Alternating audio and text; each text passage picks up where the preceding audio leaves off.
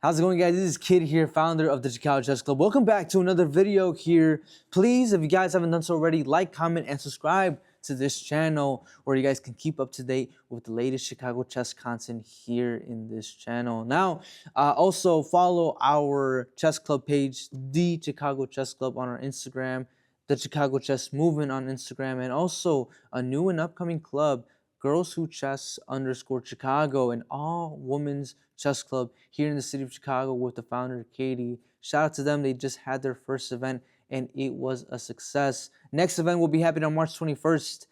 So stay tuned with the Pi events and the events that are happening in our Instagram as well. And there's going to be plenty of other events happening as well. We're going to be going to the Chess Pavilion.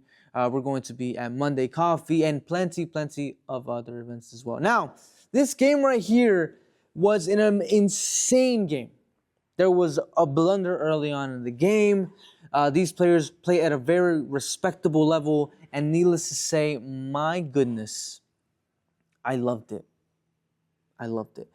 But like I said, shout out to our friends at Chess Club Coffee for providing this amazing tournament environment. Now let's get to the game right here. And also, if you guys haven't done so already, please sign up to our historical 100-person tournament that is going to happen here in this location with Southside Social. So shout out to them as well. Follow them on Instagram at Southside Social. I do believe that is their Instagram, and if not, you'll see it in the description down below. Now let's get to it, guys. Our analysis is indicating, right, that the first move here was d4. Made by Aaron. Ilya is black in this, or it could be the other way around. I do apologize, right?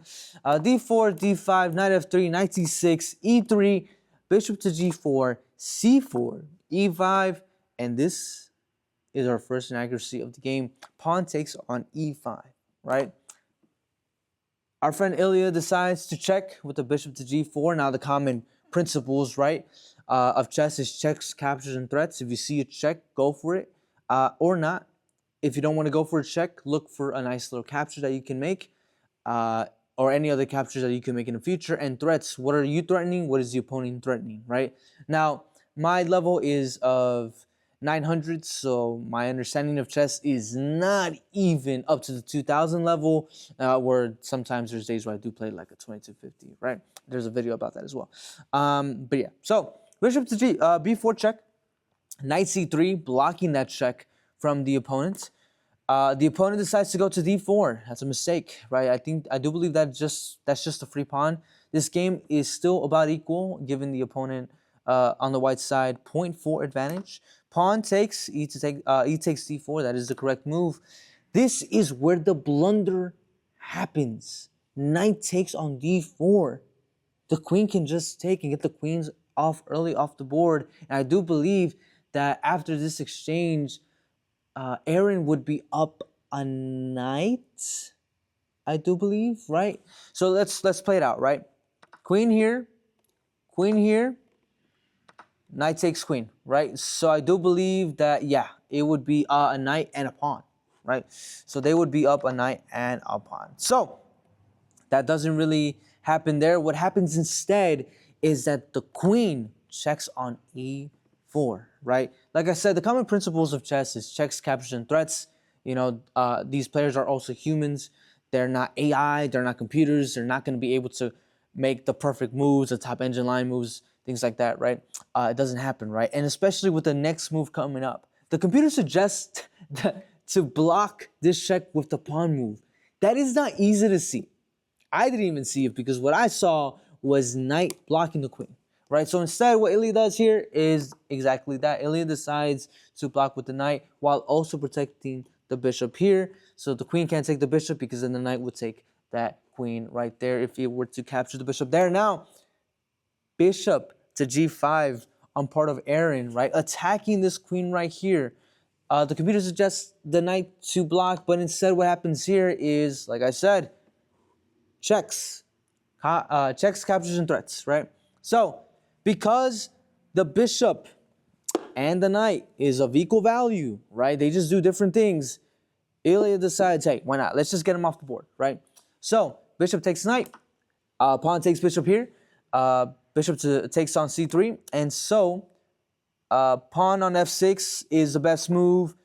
Rook to d1 is an accuracy, but still posing a threat to the queen. So that way, if you make any other moves, say for example, knight here, the rook can take and that queen is yours, right? So the queen's got to move out the way, and that's exactly what Ilya does. The queen moves out the way to safety, right?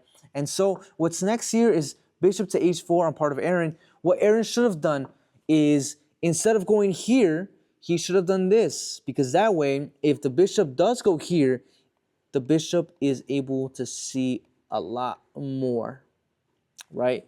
Instead of just going back here, bishop to h4, because now this bishop right here is only limited to this square right here and this square right here. Okay, so knight to h6, another inaccuracy. The game is still equal.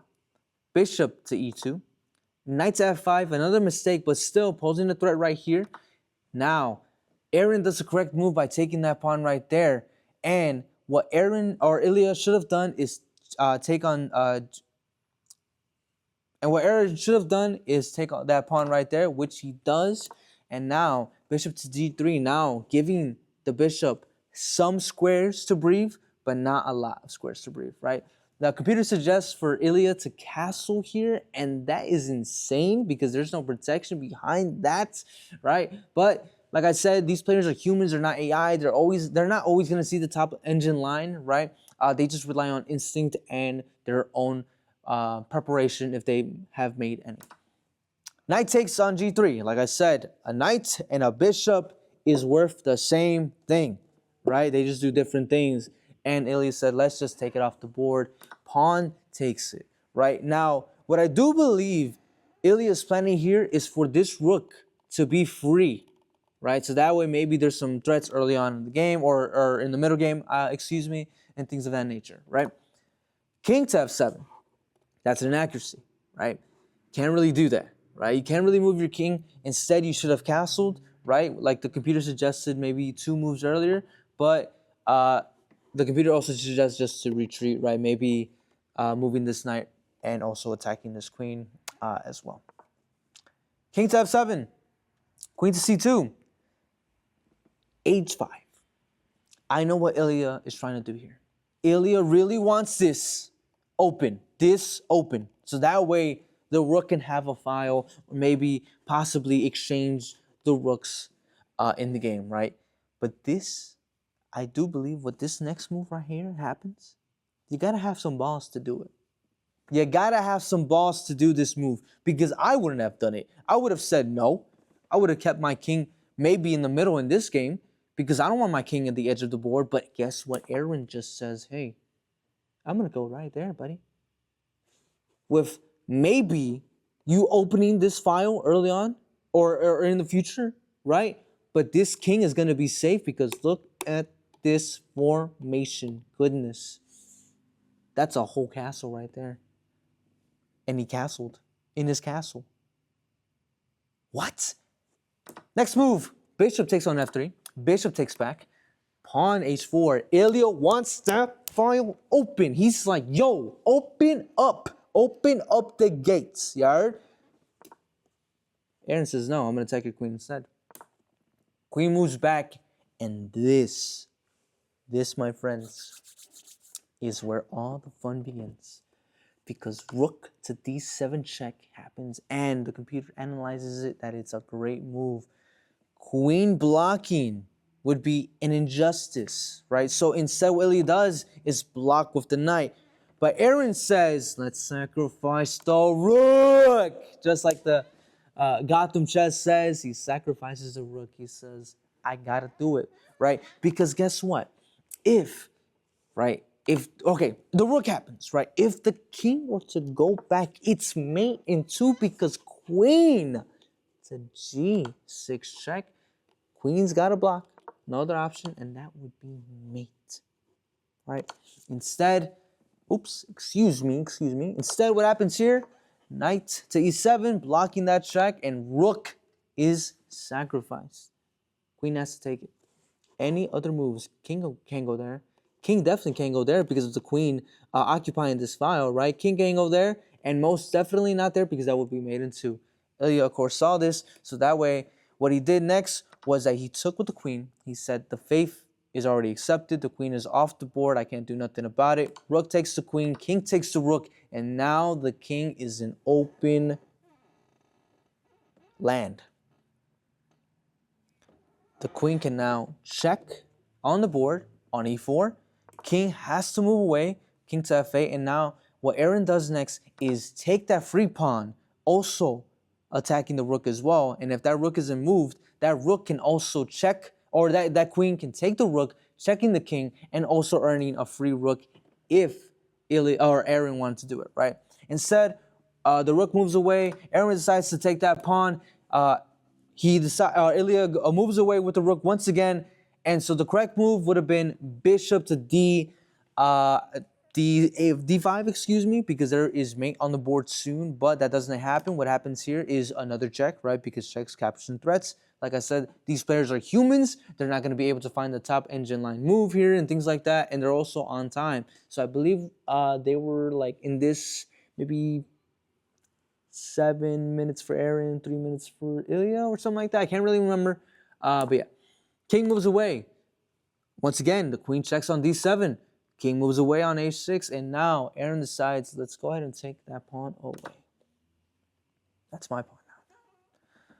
And so now there is favoritism here because Aaron has these passed pawns right here. Maybe promoting to a queen soon, right?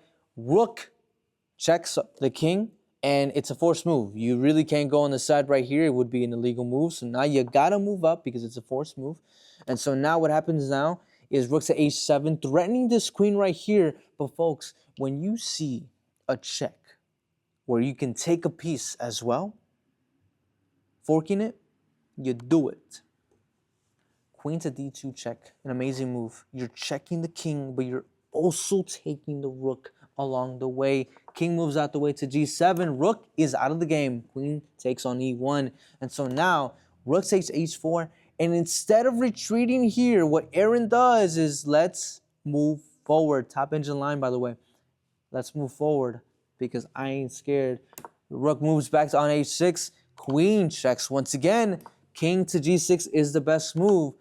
Bishop to e4 check. The king moves up. But regardless, I think it was going to be mate in two, right? What should have happened here was pawn block, but it didn't happen, right? The pawn was supposed to block. King to g5, mate in two on the board. Queen g7 check. And now, king to h5. And folks, there could have been several checks made here. I do believe that this would have been checkmate, right? Bishop to f3, but instead, there was a wedding. The king and the queen got married. And checkmate was on the board. Both of the gentlemen, they shook hands and, some laughs were exchanged. But man, what an amazing game, truly, by both players. I do believe that these players played at, let me just check right here. Yeah, I mean, Aaron played with 83% accuracy, and I do believe that his ELO was 2050 and Ilya's was 1550, right? What an amazing game overall. But needless to say, that would be the conclusion of this video. Now, this tournament happens every Sunday at the Chess Club Coffee location. Address is down below. So next Sunday, if you do want to see the tournament, or if you want to catch a game with me and we'll record it and we'll post it on the channel, we can also do that as well. I'll be there early on and things like that, playing chess and studying some end games and tactics and things like that. But yeah, nonetheless, guys, if you did enjoy this video, please like, subscribe, and comment down below. What do you guys want to see next on this channel?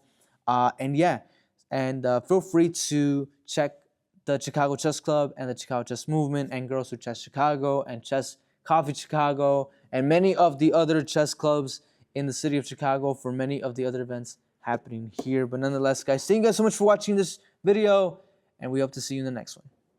Peace.